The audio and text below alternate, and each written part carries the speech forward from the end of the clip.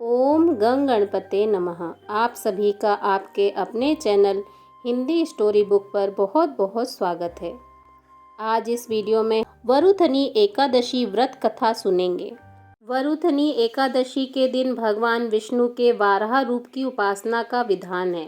पौराणिक मान्यता के अनुसार वरुथनी एकादशी के प्रभाव से ही राजा मानधाता को स्वर्ग की प्राप्ति हुई थी।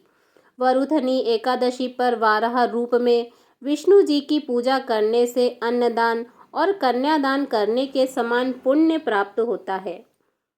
पुराणों के अनुसार एकादशी का व्रत सौभाग्य में वृद्धि करता है और सौभाग्य का आधार संयम है। अगर व्रती में संयम नहीं तो उसके तप, त्याग, भक्ति, पूजा आदि सब व्यर्थ हो जाते हैं। उसी प्रकार वरुथनी एकादशी के दिन व्रत कथा का श्रवण किए बिना पूजा अधूरी मानी जाती है। तो आइए सुनते हैं वरुथनी एकादशी व्रत कथा।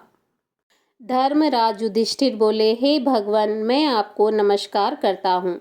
आपने चैत्र मास के शुक्ल पक्ष की एकादशी अर्थात कामदा एकादशी के बारे में विस्तार पूर्वक बतलाया। अब आप कृपा करके वैशाख मास के कृष्ण पक्ष में पड़ने वाली एकादशी का क्या नाम है तथा उसकी विधि एवं महात्म्य क्या है, इसका विस्तार पूर्वक वर्णन मुझसे कीजिए।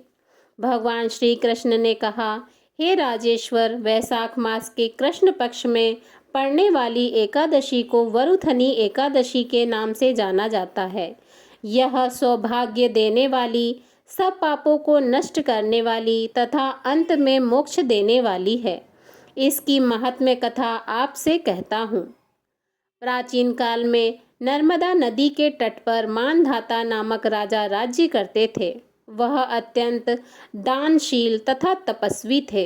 एक दिन जब वह जंगल में तपस्या कर रहे थे, तभी न जाने कहां से एक जंगली भालू आया और राजा के पैर चबाने लगा। राजा पूर्वत अपनी तपस्या में लीन रहे। कुछ देर बाद पैर चबाते चबाते भालू राजा को घसीटकर पास के जंगल में ले गया।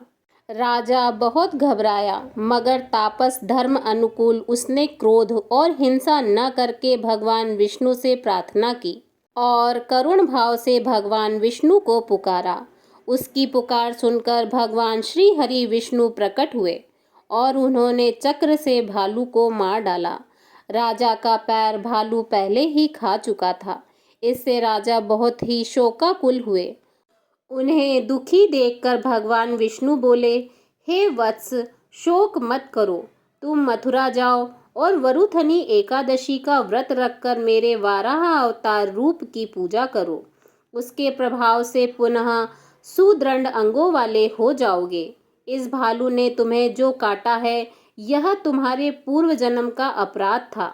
भगवान की आज्ञा मानकर राजा मानधाता ने मथुरा जाकर श्रद्धा पूर्वक वरुथनी एकादशी का व्रत किया।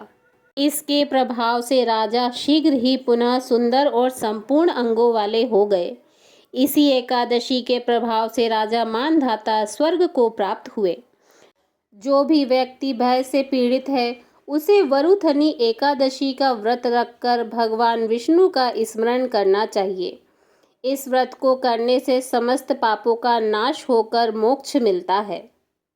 बोलिए श्री हरि विष्णु भगवान की जय। ओम नमो भगवते वासुदेवाय नमः।